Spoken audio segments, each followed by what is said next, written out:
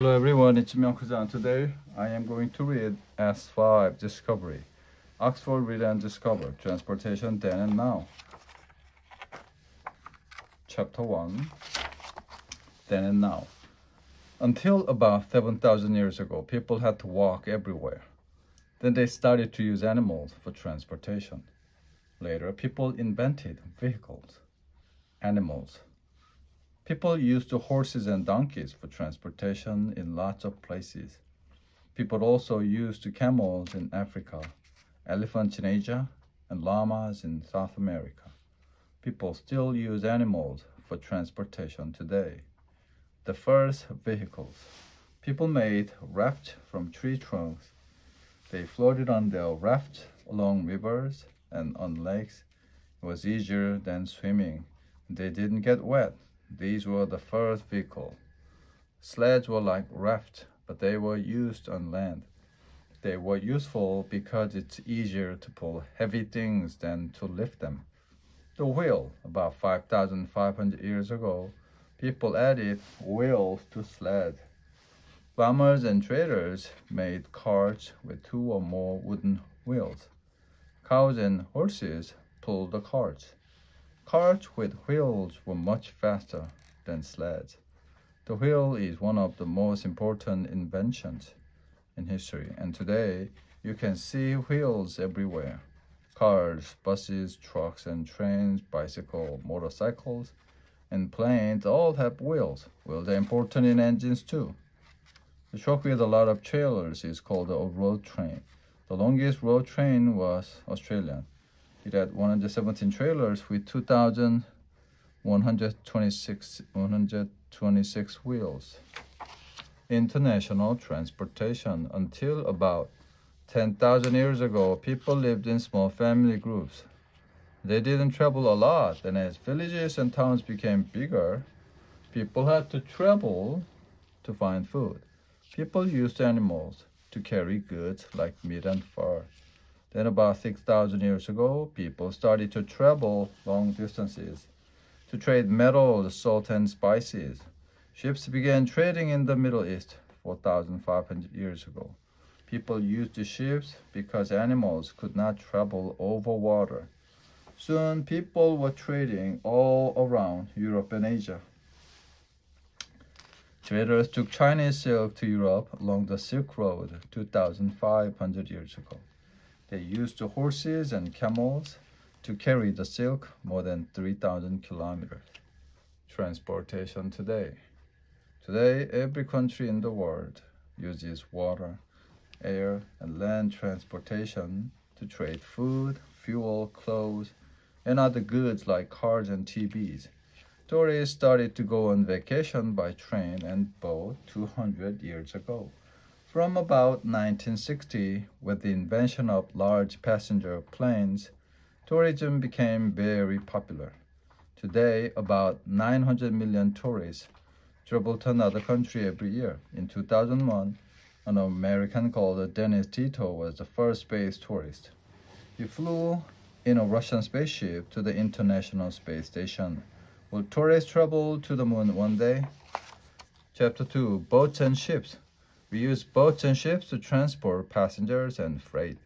Boats and ships can travel along rivers and across lakes and oceans. What boats or ships have you traveled on? Paddle, a canoe called a kayak. The first boats. The first vehicles that people used on water were rafts made from tree trunks. Then more than 5,000 years ago, people made canoes. They used the paddles to power their canoes. People still use canoes today. In 1947, Thor Heyerdahl built a raft similar to the ancient raft. He sailed Kon-Tiki 8,000 kilometers from Peru to an island in the Pacific Ocean. Egyptian ship, Chinese ship, ancient Greek ship.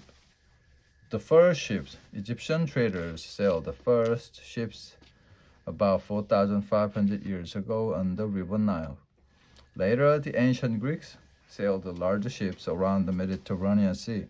The ships were fast because they used sails, and at the same time, men rowed with oars. Traders sailed between the Middle East and India in small ships with triangular sails. Chinese, Korean, and Japanese traders had large ships with square sails. Chinese people invented the compass about 2,000 years ago. Compasses point to the north and they help people to sail in the right direction across the ocean. They are still important for sailors today. Sailing around the world. The Vikings lived in Denmark, Norway, and Sweden about 1,000 years ago. They sailed around Europe and they crossed the Atlantic Ocean to Canada. At the same time, hundreds of ships were trading between Japan, Korea, China, and other countries in Southeast Asia. From about 1500, European ships sailed to North and South America, Africa, and Asia. The journeys sometimes took years. A lot of ships sank during storm. The ships were small and the sailors were brave. Pirates often attacked ships and stole gold and silver. After about 1800, ships became important for international trade in goods like coffee, tea, and spices. Ships became bigger and they had a lot of sails to help them go faster. Ships with engines. Steam engines powered most ships after about 1850. Steam ships had propellers and they were faster than sailing ships. Today we make modern ships from metal and the engines use oil or diesel. There are about 35,000 commercial ships around the world. Freighters carry food and clothes. Supertankers transport oil, and cruise ships carry passengers on vacation. Korea builds the most ships in the world. Some supertankers are as long as the tallest skyscrapers. Knock Nevis is 4,508 meters long. Sailors use bicycles to travel along the ship. Chapter 3. Trains, buses, and trucks. Transportation became much faster after the invention of engines. We use buses to transport people and goods, trucks to transport freight, and trains to transport people and freight. Trains. In 1804, Richard Trevithick built the first train in Wales in the United Kingdom. The steam engine used coal to heat water. The hot water made steam and the steam powered the engine. The train moved along two metal tracks called a railroad. In 1825, the world's first railroad system opened in the United Kingdom. Soon, railroads with steam trains were common all around the world. By 1930, steam trains could travel at about 150 kilometers per hour. In 1862, the first underground train system opened in London. In the United Kingdom, today more than 100 cities around the world have underground trains. Modern trains have electric motors or diesel engines. Some long-distance trains have restaurants, sleeper cars, with beds for passengers to sleep in. Trains are good because they use less fuel per person than cars, buses, or planes.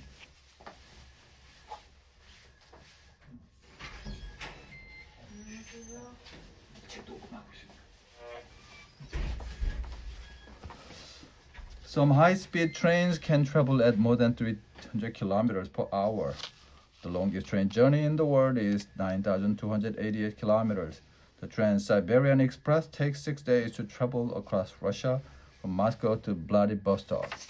Buses. Horses pulled the first buses 200 years ago. Buses became popular as the cities became bigger because people traveled on buses to get to work.